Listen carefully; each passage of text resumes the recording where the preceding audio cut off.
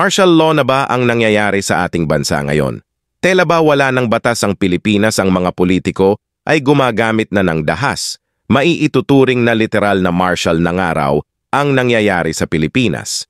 Ito ang naging reaksyon ng sikat na kritiko ng ating administrasyon ngayon na si Maharlika.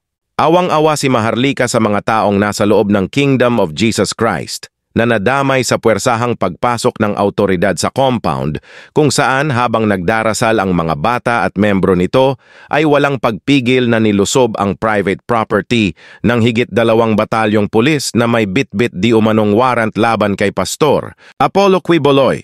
Pakinggan natin ang buong pahayag ni Maharlika. Pinaghandaan nila to siguro gabi pa lang, planuhin natin to, lulusubin natin yung kingdom of yung church nila, ganito, ganyan.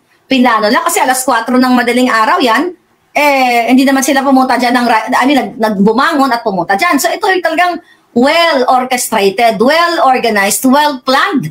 Sino nag-utos nito? Sino nag-utos nito? Di itong bangag na gobyerno, itong napaka-ungrateful, walang utang na loob dahil sa galit niya kay Pangulong Duterte at kay Pastor Quiboloy kasi gusto nga nilang tanggalan ng platform etong si Pangulong Duterte. At ang nakikita natin dito mga palangga, si Pastor Quiboloy at itong mga members ng KOJC ay dinamay lang ng bangag na ito dahil magkaibigan sila So magkaibigan sila, they support each other. At ginawa pang administrator, si Pangulong Duterte. Diba? So tatargetin na rin si Pastor Quiboloy. Talagang,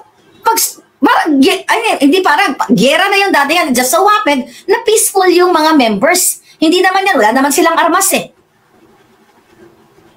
Wala, meron ba silang pinakitang papel? May warrant of arrest, whatever, anong proper documentation nila para lusubin yan? Nasa batas ba na magbitbit sila ng isang batalyon na ganyan? Magagaganyan ka lang kung may threat na nakikita ka. Diba? Kung gusto nilang arestuhin, kung mayroon na silang proper documentation, alright. Diba? Hindi ganyan kadami yung tao. Para hindi mo magbulabog ang buong komunidad. Isang tao lang Diba? Isang tao lang, mga kababayan, ang kanilang gustong arestuhin. Bakit pang giyera yan? Ito, remember this? November 18. Ito po, ayan. Nakalagay kasi sa notes ko yung mga expose natin para hindi natin makalimutan, naka-file yan. November 18 last year. O-Plan, eliminate the enemies. Saan to galing? Sa loob mismo ng Malacanang. Sa puting ahas natin. Ang sabi sa akin, Miss Maharlika, sabihin mo ito sa ating mga kababayan. Ipinapatupad na ng Malacanang ang O-Plan, eliminate the enemies. Kung saan ang mga pangunahing layunin ay makontrol ang lahat ng sangay ng gobyerno at manatili sa pwesto ang pamilyang Marcos 2022 to 2028. Then Tambaluslos Romualdez tatakbo sa presidente at si Sandro Marcos ay 2034 to 2040. Remember that? Kaya eto, gusto nilang i-eliminate lahat tayo. Gugurduin lahat tayo para matakot kayo, para kahit anong gawin nila, paglapastangan sa batas, yung pagsapilitang charter change, para hindi na kayo makareklamo. Walang labis, walang kulang. Nangyari mga kababayan. Martial law na ngayon pa lang.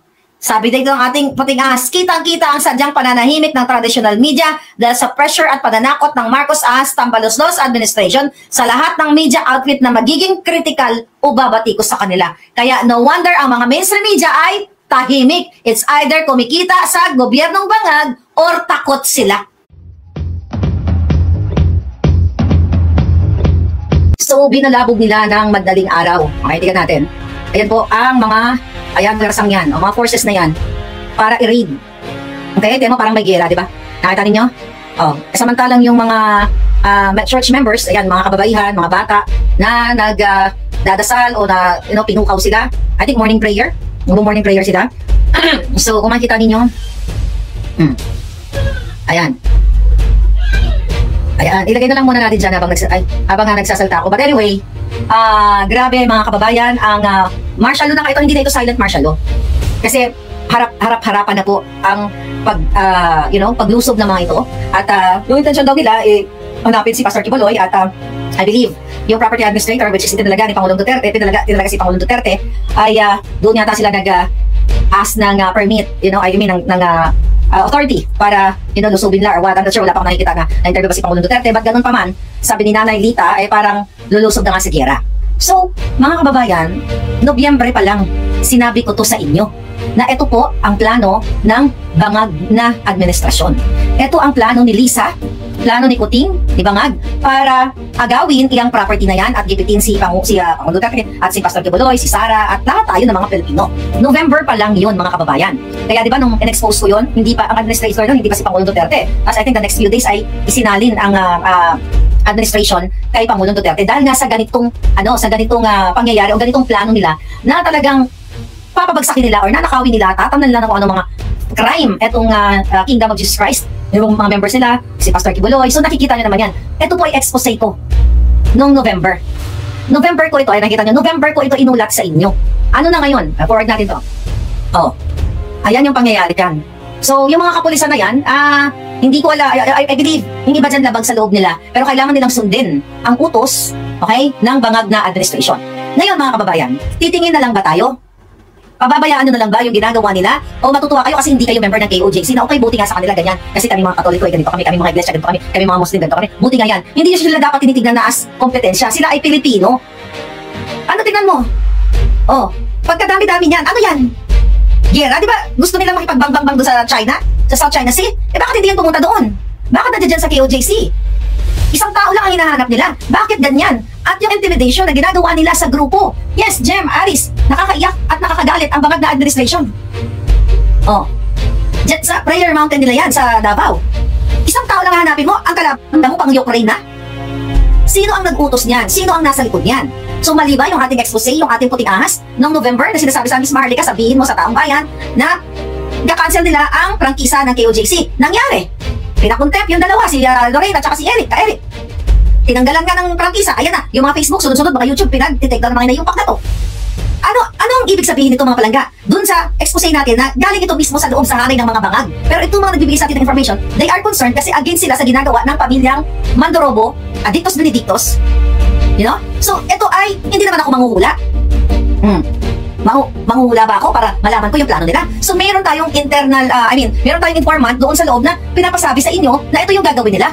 Whether, ito yung usapin hindi ng KOJC, ito yung usapin hindi kay Pastor Kibuloy. Ito ay usapin ng panggigipit sa bawat Pilipino. Kasi ako, hindi man ako member ng KOJC, ginigipit ako. Si Macanas, hindi man member ng KOJC, ginigipit ako. Si Atty. Glenchong, lahat kayo, yung mga may isugrali, kayo ba ay member ng KOJC? Kayo ba yung mga volunteers na pumunta sa Davao, sa Bulacan, inarang din nila. Yun naman naging mga palangga. So, bakit pati si Pacquiao di kakampi? Sabi ni Miss Gacha.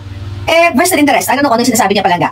Sabi ni Emily Solidaga, martial law na madam, kadugay ana. Oy. So, yun na nga mga palangga. Yung nakikita ninyo yung kanilang panggigipit. Natin. Oh, madaling araw. Ito yung madaling araw na paglusob nila, pang magnanakaw yan. Oh. Ang ano nila, ang hinahanting nila isang tao lang pero high powered yung kanilang bitbit. Ha? Mga kababayan? Hindi naman, ang hinahanap nila, hindi naman katulad ni Bangag eh. Nasangkot sa pag-kidnapping lahat sila nga, yung gobyernong ito eh. Bakit ilang batalyon yan? Kaya sabi ko, tatahimik na lang ba kayo? O antayin nyo kayo na susunod? Walang pakialam, etong gobyernong ito. Actually, may nag-set sa group chat na namin dito, sa Hakbang ng Iso, I think pinost ko sa ating Facebook. Okay, sabi, this is an exhibition of unforgivable, blatant abuse of power and a violation of human rights. As seen in the ongoing attack on the Kingdom of Jesus Christ compound in Davao City as of June 10, 2024 at 4:10 a.m. A battalion of 150 heavily armed CIDG forces is attempting to forcefully enter the KOJC central headquarters while over 1,000 church missionaries are praying their morning prayers. The CIDG forces say they're just following orders diba? Sabi, whose order? According to Eleanor Cardona, Executive Secretary of the Kingdom of Jesus Christ. Madaling araw. Pang sabi ko nga, pang tawatang ito pag magnanakaw, di ba karamihan sa mga magnanakaw, maaga or gabi, madilim, o yung sinasamata nila tulog yung mga tao, o naalipungatan ka, parang hindi ka makapaganda. This is very Liza at very Mabangag at very Marcos Araneta tandem. So, itong mga kapulisan na ito, ano ang gagawin ninyo? Susunod na lang ba kayo? Alam nyo, mali ang ginagawa ninyo. Tapos sumusunod-sunod kayo.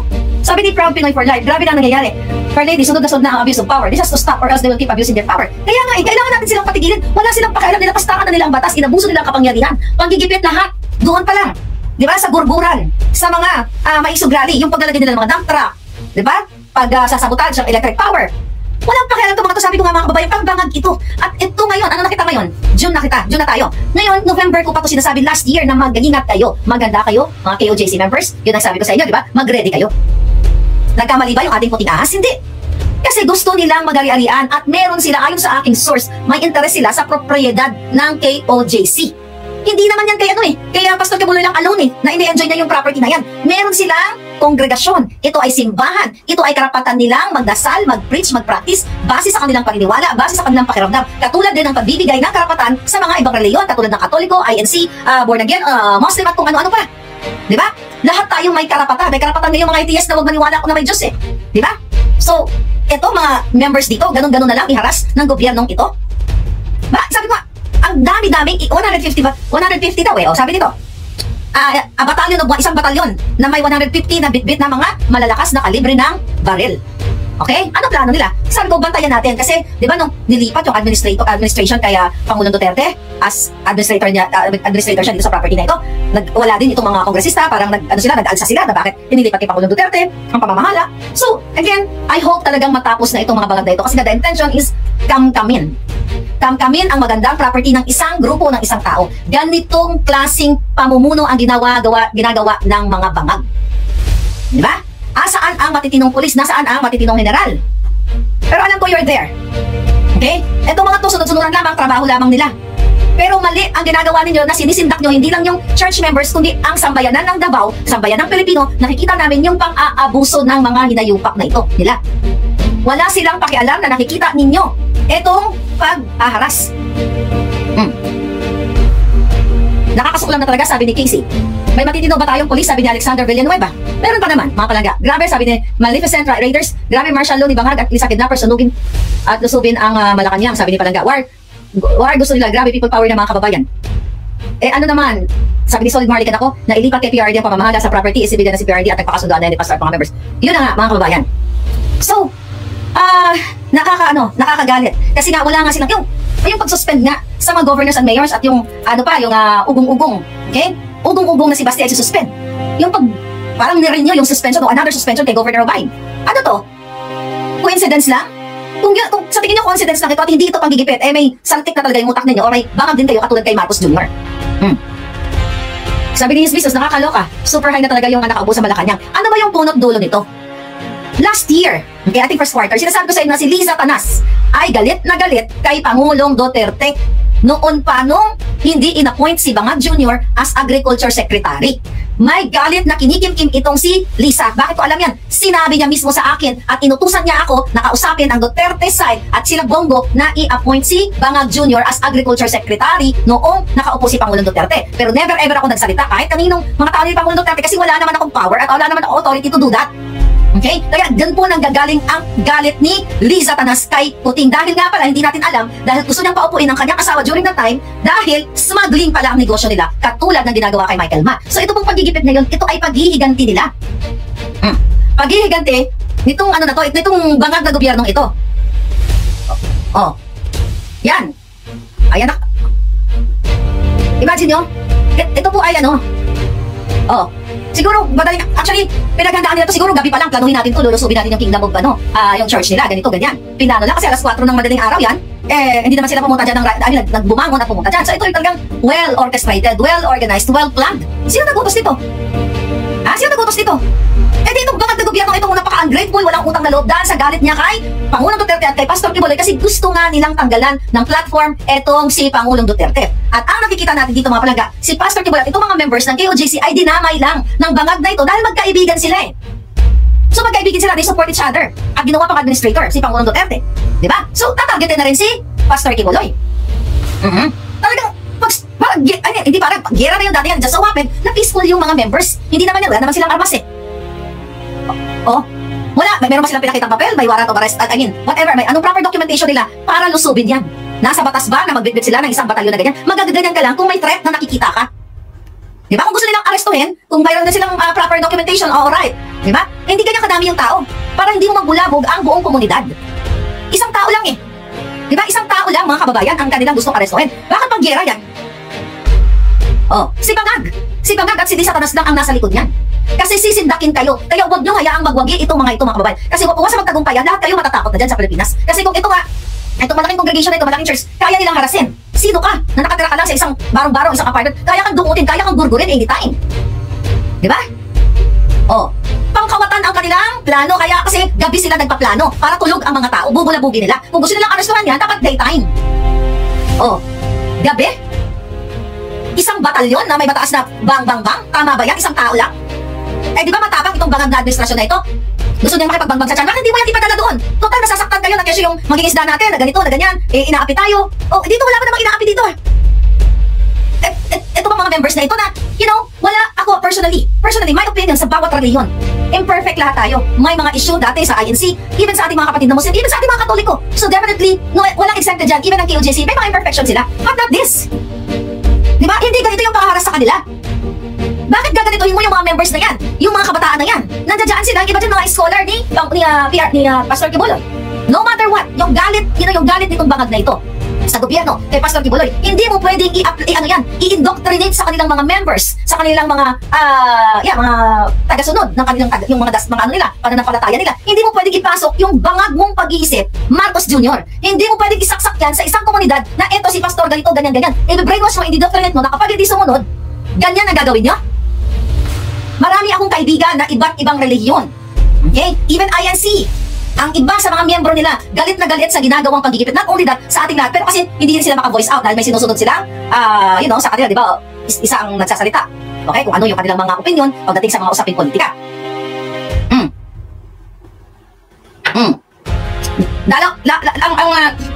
Nag-message dyan kanina, okay? Hindi lang pala itong isang isang property. So, lahat ng property ni Pastor Kibuloy ay nilulusog nila. Isang tao na kalaban nila, diba sabi ko sa iyo? Sabi ko, ako talagang gusto ng bangag.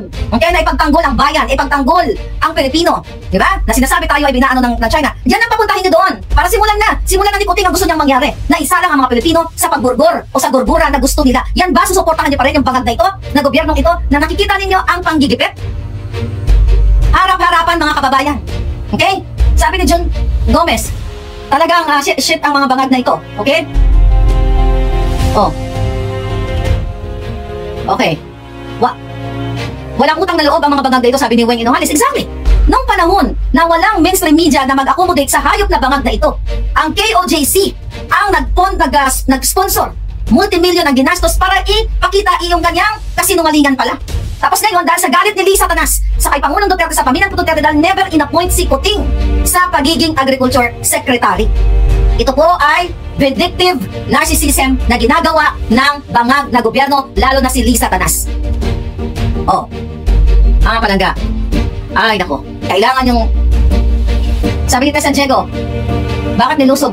My goodness, grabe nilusog. Okay? Nagmamadali. Okay, nagmamadali daw. Ano yon? Baka taniman ng mga baril, bala, drugs siya, mga properties ni KOJC, sabi ni Bobby Bocot. Yeah, posible yan. Kaya di ba sabi ko sa inyo in the past, sa mga members, mag-install na kayo ng mga CCTV camera para makita ninyo kung anong kahayupan, sobrang pagigipit dito sa mga Pilipino, whether anuman ang kanilang political or religious practice, mga kababayan. Walang karapatan ang gobyerno, ang mga kapulisan para gipitin sila at sindakin, harasin sa kanilang peaceful place. My God, kailangan nyo nang tapusin ang bangag na ito. Wala nang ginagawang matino sa inyo. Tumataas ang bilihin. Tumataas ang bilang ng mga pulburonit ninyo, mga kamag-anak ninyo, mga kaibigan ng inyong komunidad.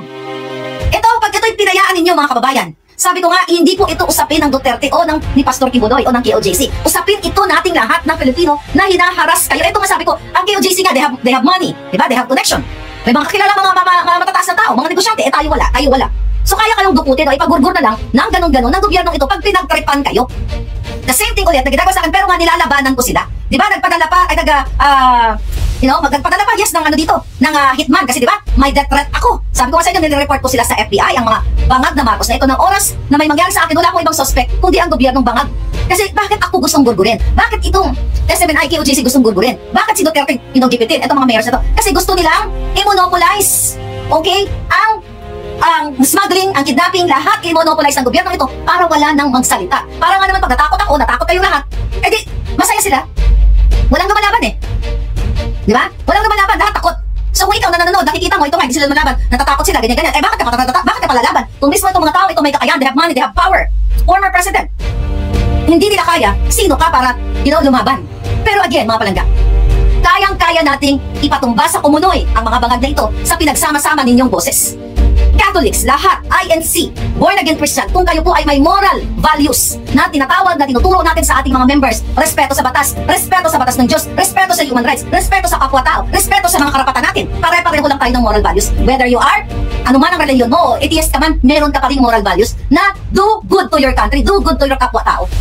Kung kayong binapractice nyo yan, mga sister, brothers, father, okay, mga kaparian, mga pastor, kung yan ang moral values ninyo na tinuturo ninyo sa mga kabataan, sa mga miyembro ninyo na mga kabataan ay pag-asa ng bayan, kaya dapat sundin natin itong mga alituntunin ng batas, alituntunin ng pamahalaan, alituntunin ng Diyos.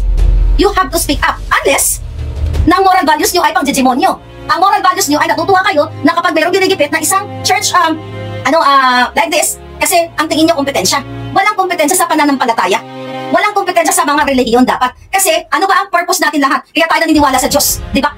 Kapatawaran kapag tayo ay natsuginan, yung mga naniniwala na mayroon pang kabilang buhay, di ba? Paraiso sa kabilang buhay, at linisin hugasan ang ating mga katawan, mga espiritong nagkasala. Pare-pareho lang tayo. Kahit ano pang relihiyong practice mo, kahit wala kang relihiyon. Kung ikaw ay tao. Pero kung ikaw ay mafia, demonyo, katulad nila Lisa, malamang, yun ang yun ang paniniwala mo. Puprotektahan mo itong mga bangag na ito. Oh. So, mga palangga, sobra-sobra na ang ginagawa. Noong panahon ni Pangulong Duterte, ganyan ba? May mga relihiyon bang ginipit? Walang ginipit na mga relihiyong ganyan. Lahat, friends to all, si Pangulong Duterte sa lahat ng relihiyon. Hindi niya pinakikialaman ang mga relihiyon. Kung meron man na isa sa mga member ng mga relihiyon na yan, isa lang ang, isa lang dapat ang managot. Hindi yung buong kongregasyon. Yung buong kongregasyon i-intimidate mo. Yes, sabi ni Jasmine, martial na ito. Sabi ni Wagga, tama ka Madam Mar, kailangan natin tumayo, huwag matakot. Huwag kayong matakot. Kasi once na matakot kayo, itutuloy-tuloy din ito. But I believe, sa kagabi, ang dami ko nakausap, marami nang gustong talagang mag-speak up. Grabe! Mga hayop, talagang pinoprovoke kayo, mga taong bayan. Ito pa yung inuuna nila, imbis na bigyan kayo ng opportunity para kumita ng pera. Opportunity para mapaaral nyo yung mga anak ninyo, opportunity na makakain kayo. Tignan nyo itong ginawa nilang, yung mga pa-concert nila. Napag-usapan natin kagabi. Multi-million ang kinikita nila. Pa-concert, bayad sa mga kumakanta, sumasayaw, mga artist. Multi-million po ang in-spend nila. June 10 to 12. Kaya ano ba petsa na ngayon? 10 na dyan, ya? Sa Pilipinas? 9. O 9. O 10 na pala. So anyway, may celebration sila ngayon. Mga palangga, pera ninyo. Ang ginagastos sila, pera ng bayan. Imbis na ibigay sa mga magsasaka, sa lahat ng mga nangangailangan dahil doon program, sa concert nila dinadala. Nagpapa-fireworks sila, ilang milyon ang ginagastos ng Malacanang sa fireworks nila. You know, every time na magpa-party sila, like every night, every other night, every 3 times a week, 4 times a week, every other day, ilang milyong pera ninyo ang ginagastos sa alak nila, sa steak nila, sa salmon nila, sa lahat ng mga masasarap na pagkain na dinala mo nila dyan sa Malacanang. At dito sa mga pa-concert nila, pera nyo yan. Then ganyan ang nakikita nyo panggigipit. Diba? Kayo hirap na hirap, mga palangga. Kailangan nyo nang lumabas at mag-speak up. I believe sa June 17, meron sa Akbang ng Maisog dyan sa Angeles, Pampanga. Okay? Final na yan, di ba? So ayan mga palangga, pagsasamantala, 150 katao ang pinadala ng bangag ng gobyernong ito para sindakin yung mga miyembro. May mga bata dyan, hindi nyo ba naiisip na magkakaroon din ng traumatic effect? Traumatic effect sa mga kabataan na sa buong buhay nila, hindi nila na-experience yung ganito, napadadalan sila ng isang batalyon na may mga matataas na kalibre na anytime pwedeng magpaputok yung mga yan. My God! Sabi ng legal assistant, lawyer yan ako si Palangga, freedom to life, liberty, and equality. Wala na taxpayers money ang ayuda na inaabot ng tambalustos. Kaya nga Palangga, yung pera, pinapang-ayuda, pang short term lang. Liz, ano nangyayari sa Pilipinas? Dapat gumalaw na ang mga Pilipino, sabi ni Lord Aguilar. Okay. Pagkatapos mamigay ng ayuda sa Tagum Davao, ito ang bangag, admin at linusob ng Kibuloy compound. Okay. So ayan.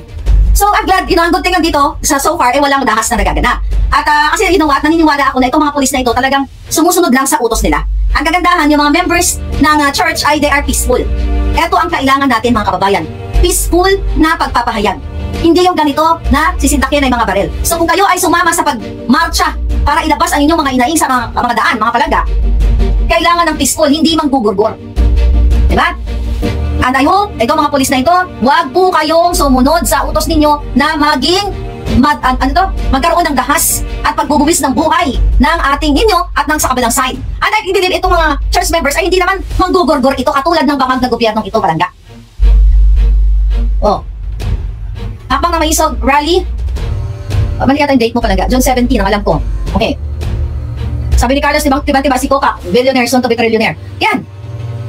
Diba?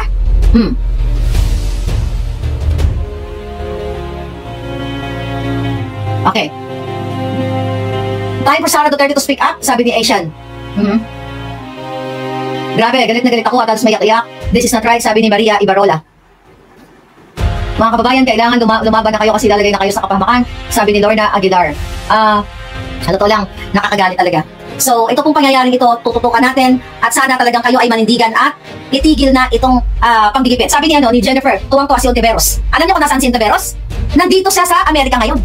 Nagpapakasaya siya, okay? Shoutout sa friend ko, si Helen. Actually, nag-send siya sa akin ng ni Ontiveros. Ayun may town hall meeting dito sa Artesia, California. Anong date nito? June 14. Ayan si Ontiveros, mga palangga. Oh. But anyway, ayan siya. Meeting, town hall, okay? But anyway, join, meet and greet Filipino-American elected officials on June 14. Nandito si Ontiveros. Nakita ninyo? Nag-i-enjoy sila sa pera ninyo. Kapag recess, break, sa Senado, yung mga nayupak ng mga kongresista at senador ay lumilipad sa iba't ibang bansa, ini-enjoy nila yung pera ninyo habang kayo ay nabubulok sa kahirapan, habang kayo ay ginigipit, mga palangga. Sabi ni Teresita Pactora, nagpo-provoke sila para kung magkagulo gagawa sila ng ibang plano. Tama ka, palangga, that's good observation. Ipo-provoke nila. Tapos let's say meron doon mga hot temper na isa sa mga member, babalik ta rin nila ngayon yan. Ganyan ang mga mafia. Kung kailangan lumunok sila ng mga holy water, magpanggap na santo sila para balik ta rin ang mga taong nagsasabi ng katotohanan, yan po ang ginagawa nila. So, tama ka, Teresita, pwede talagang ma-provoke. Sige, may mga taga-Davao ba dito? Nakikita niyo ba ngayon? O maybe mga members na nanonood? Support kami sa New Zealand, sabi ni June Gomez. Kaya yung nakikita natin dito sa mga members, they're really protecting yung church nila. Di ba nakahanay sila na ganyan? Pinoprotektahan din nila talaga yung kanilang, of course, bahay nila yan eh. Pag-aari nila yan eh. Diyan yung kanilang lugar ng pananampalataya nila. It's like protecting your own home, your own kids, your property. So, karapatan nilang protektahan yan at talagang bantayan ang bawat galaw na ito. But again, so far naman, peaceful sila at mukhang may mga lawyers naman yung, ang KOJC dyan. So, ang tanong, ano ang gagawin? Ano ang gagawin? Dito speak up. O bakit ang tanong mo, Ray? Ang tanong, anong gagawin nyo? Ano ka? Taga saan ka ba? Hindi ka ba Pilipino? I don't know kung anong tatanong ang gagawin nyo. So, matutuwa ka na lang, nahayaan mo na kapwa mo Pilipino ay gugurgurin dahil hindi kayo magpareho ng political affiliation o hindi kayo pareho ng reliyon? Yan ba ay makatao? Tanungin mo ang sarili mo, tanungin nyo ang sarili ninyo. So, matutuwa kayo kapag may napapahamak? Natutuwa kayo pag may nagugurgor? Sabi ni Agnes, wala na akong tiwala sa PNP. Hindi naman lahat. May matitino pa naman PNP na mga polis. This is the most notorious administration ever. Sabi ni Noy Fermase. Diba, hindi pwede yung sabi, ay buti nga sa inyo. Bakit? Nasaan ba kayong planeta? Para wala kayong concern sa bayan ninyo. Kung tutusin ako nga magagaganyan eh. Pakialam ko dyan sa Pilipinas. I'm doing good here, andito ako sa Amerika. Pero hindi ako traidor na katulad ninyo na walang pagmamahal at hindi ako bangag na matutuwa sa panggigipit na ginagawa ng bangag na administrasyon na ito. Kung tayo nga naaawa sa ibang mga lahi, naaawa tayo dito, no? Yung mga undocumented na tumatawid sa border, bitbit ang kanilang mga anak, na gusto nila magkaroon ng greener pasture, na magandang buhay. Pag nanonood ako yan, naaawa ako dyan. Pero definitely, lumalabag din sila sa batas. Pag bilang isang tao, nararamdaman mo yung awa. Hindi ito dahil, this is not about kung anong lahi mo eh. Yung emotional, capabilities to feel kung ano yung malungkot na nararanasan ng iyong kapwa. How much more ngayon? Diyan ngayon yung nakikita ninyo pagigipit. So wala kayong pakialam bilang isang Pilipino kasi hindi naman ako kabahagi ng KOJC, hindi naman ako Katoliko, iba reliyon kayo, bala kayo, magsabungan kayo dyan, magburburan kayo. Ganyan ba klase ang pag-iisip ninyo? My God, mga kababayan, kung ganyan kayo mag-isip, good luck sa inyong pamilya. O ano na lang ituturo nyo sa inyong mga anak na matutuwa tayo, anak, palakpakan natin, hayaan natin sila magburburan dyan kasi hindi naman tayo kabilang sa kanyang congregation eh. Hayaan mo sila, sa bagbangan sila. Ganyan ba? Kung ikaw ay tao na naniniwala sa kahit anong Diyos, anong reliyon, meron kang tinatawag na moral values. Ano yung moral values? Na nakikita mo ang right and wrong. Na kapag wrong, magsasalita ka, magsispeak ka, o itatama mo. Sa generalization ng issue ng buhay. Pero nakikita mo na, ginigipit ito, papalakpak ka pa o tutuwa ka pa, bebuti nga, ganon. Meron mga nabibiktima, kapwa niyo Pilipino, kung sa inyo kaya mangyari, tapos ganon din yung gagawin namin, na siyang grupo ng ganitong congregation, hindi kami magsasalita. Diba, yun yung feeling ninyo na bakit kayo parang walang kumakampi sa amin. Kaya nga ako dito sa vlog dito, wala akong pakialam kung sino ang sinuportahan ninyo. Kung si Lenny, si Pangulong Duterte, si Bangag, o kung sino pa man. Ang ipinaglalaban ko dito, yung matigil na ang panggigipit sa inyo. Matigil na ang araw-araw na natitigi na mga Pilipino sa ospital na hindi minsan kadalasan binabastos ng mga tiwaling doktor na kapag pumunta ka sa ospital dahil mahirap ka, diba, tinatanggihan ka, pero yung 90 billion sa PhilHealth ay kakamkamin o kinangkam na ng gobyerno ni Kuting. See, that yun yung pinaglalaban ko, na yung karapatan ninyong magamot kahit wala kayong pera. Karapatan ninyo na kahit ikaw ay pulubi, bibigyan ka ng dignidad ng mga nanunungkulan sa mga ospital o sa ng gobyerno na tratuhin ka bilang tao, hindi base lamang sa pulubi ka. Na kapag ang kawatan naman ng mga politiko ay pumunta sila sa mga hospitals, definitely private hospitals yan, ginodiyos nila. Pero ikaw na mamamayan, na isang nagtitinda lamang, isang tricycle driver, ang tingin sa iyo ganito kaliit. Ganyan ba ang pinapractice ninyo sa inyong mga reliyon? Hindi ba pantay-pantay na pagtingin? Di ba nakalagay na naman sa biblical naman yan, na pantay-pantay ang pagtingin sa tao? Pero bakit ang iba sa inyo, madalang to marami na tayo na yun na nagigising na nagsispeak up. Ang iba sa inyo natutuwa pa sa ganyang pagigipit sa ating mga kababayan. Sabi ko nga pala, kailangan nyo na magpatingin. Baka may saltik at bangag na rin kayo kung ganyan. Sabi ni Jenny, dapat nang kumilos. My God, mga kababayan. Sabi ni, walang reaction si Sarah. Baka magbigay siya ng reaction. Ayaw magbigay siya ng reaction kasi hindi rin siya pwedeng manahimik lang. I hope, for sure nakikita niya ito mga palangga. Okay? Sabi ni Rowan, pero salamat nakalad ka palangga. Grabe na ito na-mention ka sa show ng SMNI. Kausap nila si Kuya Jay. Talaga nagsabay. Kasi nag-text ako kay MJ, ano nangyayari? Sabi niya, ito nga, pagigipit. Grabe, Jason Saya, nakikita niya, batik ang broadcaster yan. Bata pa ako, broadcaster na yan. Nakita na-i-inform ko na sa inyo ito. Hindi dahil sa ulit mangungula ako, kundi mayroong tao na sa loob mismo ng gobyerno na alam nila ang plano na gagawin ni Lisa at ni Marcos Jr. sa sa KOJC. Tignan ko lang ha. Okay. Patignan ko lang tong Pastor Kibuloy. Tignan ko lang tong message dito. Mga vloggers.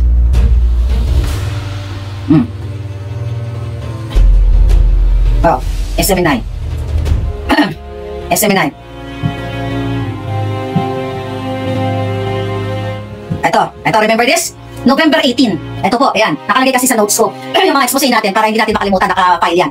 November 18 last year. Oplan, eliminate the enemies. Saan to galing? Sa loob mismo ng Malacanang. Sa puting ahas natin. Ang sabi sa akin, Miss Maharlika, sabihin mo ito sa ating mga kababayan. Ipinapatupad na ng Malacanang ang Oplan, eliminate the enemies. Kung saan ang mga paunahing layunin ay makontrol ang lahat ng sangay ng gobyerno at manatili sa pwesto ang pamilyang Marcos 2022-2028. Then Tambalos Los Romualdez tatakbo sa presidente at si Sandro Marcos ay 2034 to 2040. Remember that? Kaya eto gusto nilang i-eliminate lahat tayo. Gugurduin lahat tayo para matakot kayo, para kahit anong gawin nila, pagkapastangan sa batas, yung pagsapit ng charter change, para hindi na kayo makareklamo. Gusto nyo ba? Tanungin ko nga kayo, mga kababayan. Gusto nyo ba? 4, 6, 6, 12, 20 years ng another Marcos. Iba-iba lang ang pangalan pero sila pa rin. 6 kay Tambalos, 6 kay Sandro, plus 4 na natin nikuting. That's 20 years. Papayag ba kayo ng ganyan, mga palaga? Okay? Okay, papayag ba kayo na gagawin yung panggigipit na yan? Ano sabi dito? Unang plano, gibain si Sara Duterte, si VP Sara Duterte, gamit ang confidential fund issue. Nangyari, di ba? Tama. Subalit, sabi dito, ano ba ang katotohanan? Meron bang pagkakamali si VP Sara? Ang sabi, wala. Nag-request lang si Inday sa Office of the President kung maaari siyang mabigyan ng pondo na gagamitin bilang confidential fund. Pumayag at nagbigay ng pahintulot si Bangag. At nagbigay ng direktiba na hanapan ng pondo at bigyan daan ang request ni Inday Sara. Nag-agree si Bangag. Then later on, inutusan ni Bangag yung kanyang kapatid ng kanyang pinsan na si Tambalos para hanapan ng butas si Inday dito sa inaprobahan ni Bangag na confidential fund. Inaprobahan niya pero ginisan niya si Inday, okay? Pinrito niya para sirain sa taong bayan. Pero yun, unaang pa rin. Lumalaban pa rin naman. Okay? Sabi dito ng ating putingas, malinaw ang source of funding ay ang Office of the President na siya ang nag-approve, di ba? Na ni-request na maaari namang i-deny o disapprove kung mayroong batas na malalabag o kung ito ay unconstitutional. See? Di ba? Merong power si Kuti na i-deny o i-approve yung hinihingi ni Inday. Pero sabi ko nga, tinrap niya na ang pinagpapaniwala niya na ito ay unity pa rin para sa taong bayan. Bibigyan niya ng pondo tapos ipapahamak na ito ay unconstitutional. Pero hindi naman unconstitutional. Kasi ang nagsasabi lamang yan, yung mga bayaran nilang mainstream media, yung kanilang mga dugyots para ipakalat ang mga atake o mga black ops katulad kay Inday. Kasi ginagawa din naman nila sa akin o sa lahat ng mga kritiko nila. Ngayon, ito mga palaga. At ito number 1, patahimikin si PRRD. Gamitin ni Bangag Tambalos si Bonjing Remulla para gumulong ang request ng ICC na makapag-imbestiga na umano ay genocide na naganap noong panahon ni PRRD bunsod ng war on drugs. Mali ba ang ating what do you call it? Informante? Nangyayari na, di ba? Yung ICC, di ba nangyayari? Sabi dito, sa pamamagitan nito, sila ay umaasa na tatahimik at magwawalang kibo si Digong sa lahat ng korupsyon, anomalya at kalabisang ginagawa ng mga Marcos, Lisa, Tambalos at administration. Wala pa pong hakbang ng maisog to mga palangga. January pa lang nag-start ang maisog. Itong ulat natin sa inyo na nakapile dito, November ko pa sinabi. Bahagi ng playbook ni Bangag, Ahas at Tambalos ay ang paglaya ni Dilima upang gamitin bilang taga-usig ni Digong. Nagkamali ba? Mga kababayan, hinulaan ko lang ba ito? Hinulaan lang din ba ito ng puting ahas natin? Lahat na nakasulat dito, nangyari at ginawa ng Bangag. Bakit accurate ito? Dahil mismo ang nasa likod ni Puting ang nagbigay sa atin ng impormasyon na nag-worry na sa panggigipit nila. Okay. Sabi dito, ayan, Ahas at Tambalos ay ang paglaya ni Dilima upang gamitin bilang taga-usig ni Digong katawang si Trillanes na ngayon ay diretso natin pag-ugnayan kay Bangag sa Malacanang at gagawin advisor to the President or Special Envoy. Okay? Pasikreto siguro baka advisor na si Trillanes siguro pero patagulang katulad ng pagiging Special Envoy ni Michael ba na itinago nila. So nagkamali ba ako? Ano ginawa ng Trillanes? Di ba pinailan ng KC Harry Roque? Nanggigipit sila. So lahat dito na nakasulat mga palangga ay nangyari. Walang labis, walang kulang. Next. Okay. Ipitin at gawing irrelevant si PGMA. Ano nangyari doon? Hindi ko na i-discussion. Di ba? Na-demote si dati si Congresswoman Arroyo. Fast forward ako, si medyo maba. Extradition ni Pastor Kibuloy. Di ba? Ayun, yun. Oh, mga fabricated witnesses crime. Mga kaso niya na binuhay dyan sa Davao, binuhay, naghanap sila ng mga witness ng mga fabricated statement. It's the same thing na ginawa ni Lisa Tanas at ni Francis Chua na mga fabricated crime sa distressed mother na pinadukot ang mga bata sa Turkey. Gawain talaga nila to, mga palangga. Ngayon, sabi dito, this is November 2023, closure of SMNI. Walang labis, walang kulang. Nangyari, mga kababayan. Martial law na ngayon pa lang. Sabi dito ng ating puting ahas, kitang-kita ang sadyang pananahimik ng traditional media dahil sa pressure at pagnanakot ng Marcos Ahas Tambaluslos administration sa lahat ng media outlet na magiging critical o babatiko sa kanila. Kaya no wonder ang mga mainstream media ay tahimik. It's either kumikita sa gobyernong bangag or takot sila. Kaya ito hindi na inuulat, uulat ito ng mga mainstream media kapag ganitong parang very negative sa mga kritiko ng Marcos administration, iuulat nila yan. Pero mga positive na report about us, hindi nila iulat ng mainstream media. Ang gusto nila, pasamain ang mga kritiko. Kasi hawak na yung mga kipay nila, mga leeg nila ng bangag at Lisa Tanas na yan. Kaya ganyan ang nangyayari ngayon. Oh, Maharlika at vloggers, special mention ako dito. Malaking halaga ang nakalaan sa mga critical na vloggers para alokin at suhulan. Tumahimik lang at tigilan ang paglalahad ng mga totoong kaganapan sa pamahalaan. Ay kayo na yan, di ba? Kasi hindi ko na pinapalo yung mga vloggers, kayo na nakakita kung sino yung mga nabayaran, kung sino ang mga naoperan, at kung sino ang nakikinabang sa kaba ng bayan para hindi maging kritiko ng bangag na gobyernong ito. Ito, si Maharlika ang numero 1 target ng mga aso ni Ahas at Tambaluslos. November ito. Ano nangyari noong January? Ngayong taon na ito. Hindi ba nag-file ng iba't ibang mga kasong mga fabricated crime na sponsored ng gobyernong bangag laban sa akin? At sabi ko nga, dyan sa Pilipinas, hindi ko alam baka mayroon akong 1 million warrant of arrest. Ito ang sinasabi sa atin ng puting ahas. Maharlika ang target. They will spend millions of money para patahimikin ako o gurgurin ako, mga kababayan. This was December. Okay? Hinahanap ko sino ang tamang linya papunta sa kanya o dili kaya magkano ang halaga kapalit ng pananahimik niya. Di ba sinabi ko sa inyo na may offer sa akin? Name your price. Tumahimik lang ako. Kaya sabi ko kung gusto ko lang magkapera, hindi niyo ako maririnig na nagsasalta ngayon. Di ba? O sa halip, nag-enjoy ako ng bonggang-bonggang, nag-aaral-aralan ako sa London gamit ang pera ninyo. But I chose to speak up. Pinili ko po kayo, mga kababayan. Pinili ko na magbigay sa inyo ng mga impormasyon kahit nakataya ang buhay ko. May mga kaibigan ako na nagsasabi sa akin, relatives. You know what? Ang sabi sa akin, dati hindi ako nanonood sa iyong mga vlog. Okay? Pero yung laban mo, kasi kilala nila ako yung laban mo, sabi sa akin. Alam nila, di ba? Alam nila yung buhay ko. Na kung pinili ko lang na magpabayad sa gobyernong ito, ay sana ang sarap ng buhay, milyon-milyon. Pupurihin ko lang si Lisa at si Bangag. Mag-comment lang ako dyan ng mga kabutihan, di ba? Milyon na ang katapat. Pero sabi sa akin ito, hindi kita pinanood, pero ngayon sana, sabi niya, matapos na itong Bangag na ito. Tapos sabi nila sa akin, Claire, sabi niya, pwede ba? Mag-bold star ka na lang, di ba? Yun naman ang pangarap mo. Kasi nag-worry kami sa iyo. Sobra yung itinaya mong laban dito, hindi ka ba natatakot? Sabi ko ngayon pa na matatakot tayo. Lahat naman tayo may konting takot sa buhay, di ba? Pero sabi ko nga, hindi pa ipinapanganak ang mga politikong magpapasindak sa atin. Dapat ganun ang mantra natin. Bakit tayo magpapatakot sa mga ito? Pareho lang naman tayo mga tao, may pareho lang tayong may kamay na pwedeng gamitin para ipagtanggol ang ating karapatan. Kung kayang ipasak natin to sa kanilang mga ngangabels, gagawin natin para lang mapanindigan natin ang katotohanan, ang kalayaan natin sa pagpapahayag at pagbigay ng ating mga kritisismo at hinaing laban sa bangag na gobyernong ito. Okay? Ito, removal of Sara. Oh. Through impeachment, they will remove Sara through the help of the heavily corrupted House of Representatives and full cooperation of the compromised and unprincipled Senate. When this happened, power is now absolute in the hands of one family and the Philippines of the Filipino people. Hindi ba totoo na gusto nila ipatanggal si Sara? Kung gusto nila impeach? So kung naiintindihan nyo ito, mga palangga, na ito hindi ito usaping Sara Duterte actually. Ito ay usapin ng pagiging adiktador ni Kuting. Na kapag pinayagan nyo itong magwagi itong mga ganitong klaseng pagigipit, mga kababayan, wala nang freedom ang bawat Pilipino. Kayo mga negosyante, maliit man o malaki, tatakot-takutin na lang kayo. Nakita niyo yung post ni Mother Pebbles sa Lakera, I don't know, yung mga maliliit na negosyo, mga tindahan, pinupuntahan ng BIR para hanapan ng mga butas o sindakin para magbayad ng mga taxes from 15,000 daw yung mga maliliit na tindahan. Tignan natin. Ito, mga palangga, message ito Ito, ano ang message nito?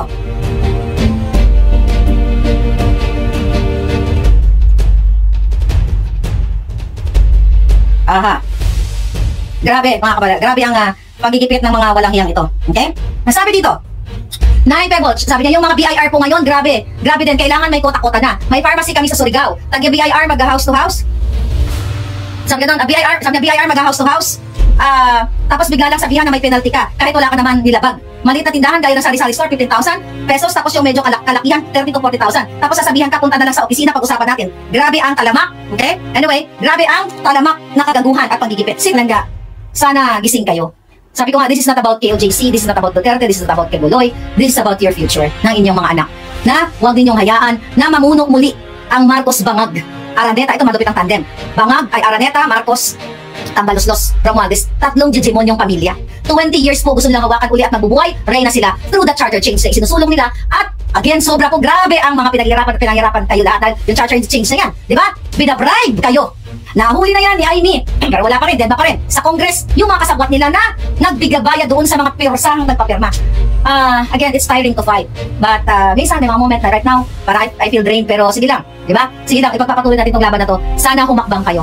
Diba? Normal lang nakapagod ka, pero pag nakapagpahinga tayo, dapat bumangon at humakbang tayo. Samahan natin ang mga kababayan natin na hirap at patuloy na pinahihirapan ng bangag na gobyernong ito. Tumutok pa tayo sa SMNI, alam mo sa totoo lang, hindi na natin alam, nakakalito na, hinahanap ko saan bang live ng SMNI, Pilipinas Nating Mahal Ba, DCAR, kasi pinagtatanggal na nila yung mga page, pinagbabagsak nila. So, yung ating regular na pinanonood, hinahanap-hanap pa natin, right? Diba? Hindi natin alam kung saan tayo papasok na YouTube, saan tayo papasok na Facebook page. Magsisend pa ako ng message kaya SMNI, sa kanilang mga staff, saan ba ang live ninyo? Manonood yun, no? Ano ba nangyayari? So, kasi nga pinagugurgur na tayo mga kababayan eh. So, you have to speak up. You have to speak up. Kahit ano ang inyong relihiyon dyan mga palangga. Ano ang inyong affiliation. Sabi ni Barkadahan at Solid Maharlika niya. Thank you palangga. Sabi ni Baby Slim Kitchen, kaya